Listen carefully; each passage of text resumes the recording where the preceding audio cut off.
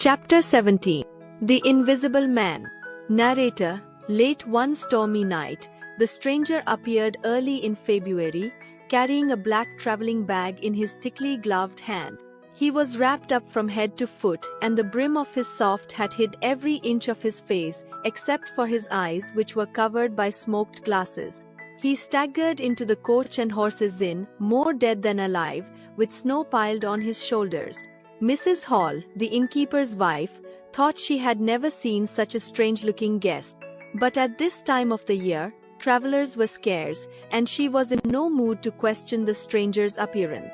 Griffin, roaring out a fire, in the name of charity. I want a room and a fire.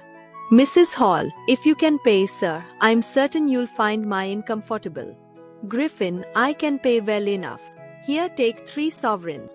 Mrs. Hall, surprised, 3 sovereigns. Yes, sir, right away, sir, please come this way and I'll show you the finest room we have. Griffin, it needn't be fine. Just so long as there's a fire and a good, stout door with a lock. I wish to be warmed and fed and left alone. Mrs. Hall, yes, sir, I'll have the porter light a fire immediately. Pause, will this room suit? Griffin, yes, it'll do perfectly.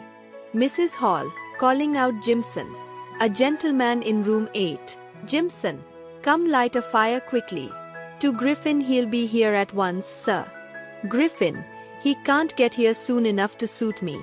I'm almost frozen. Mrs. Hall, I should think so, sir, traveling on such a night as this.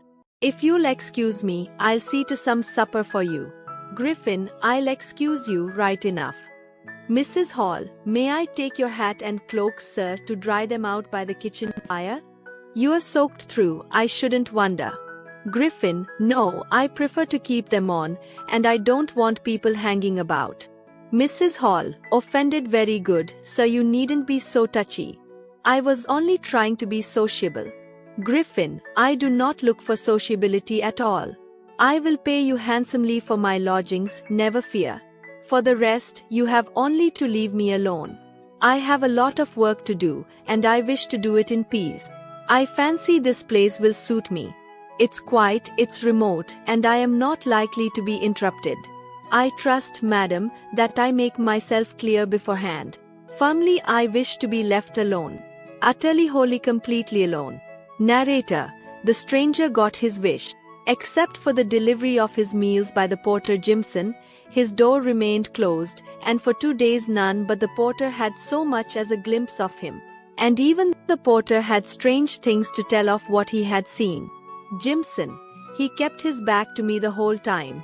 Wouldn't let me see so much as a centimeter of his face. Got me to wondering, I tell you. I kept questioning him and making observations about the weather until I thought he'd burst. He was so anxious for me to get out of the room. At last he couldn't control his anger, and he whirled around. Hard to believe it, he talked to me through a handkerchief, held the thing right up to his face, like he didn't want me to see him. Ask me what I think? I think he's invisible. Mrs. Hall, laughing, Lord save us all. Invisible, you say? You're a superstitious old fool, Jimson.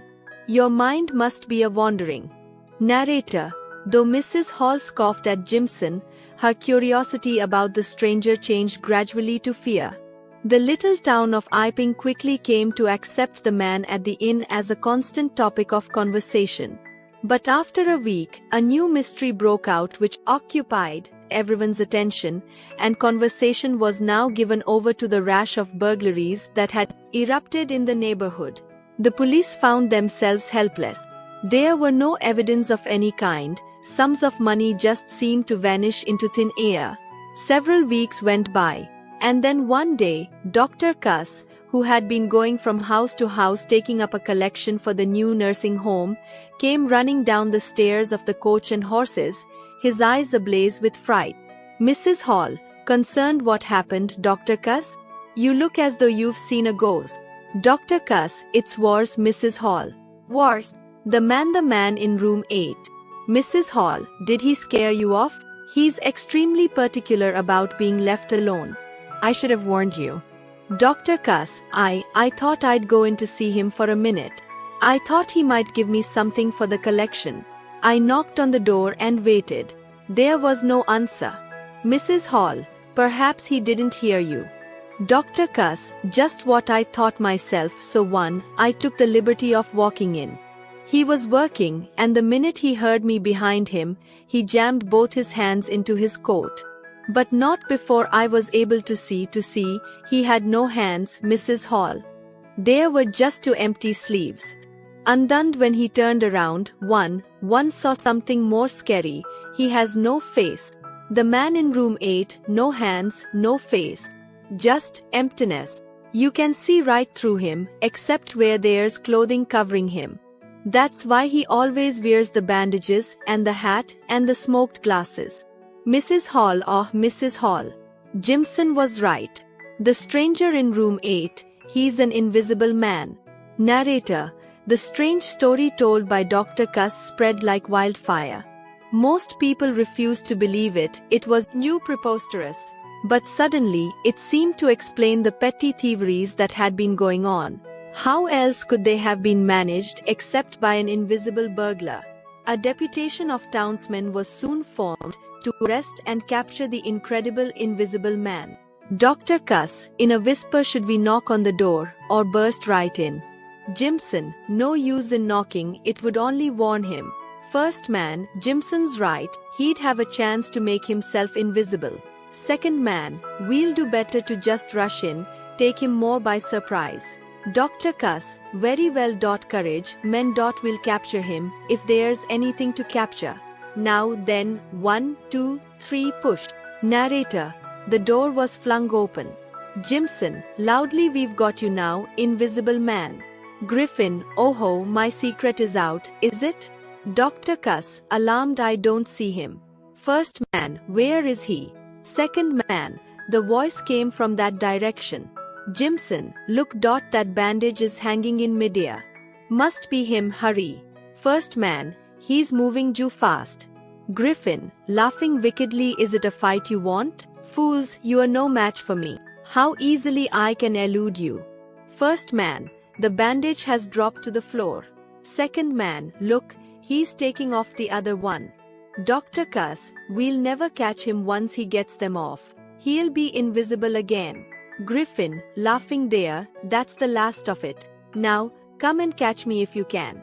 Fools, all of you. Dr. Cuss, a blow with the poker to teach you to meddle where you aren't wanted. Narrator, there was a sharp blow, and Dr. Cuss fell. Jimson, he's hit the doctor. Griffin, I'll finish you all before I'm through. You may have found out my secret, but you'll never track me down. Laughing, you'll never catch me. Nobody can catch the invisible man. Ha ha ha.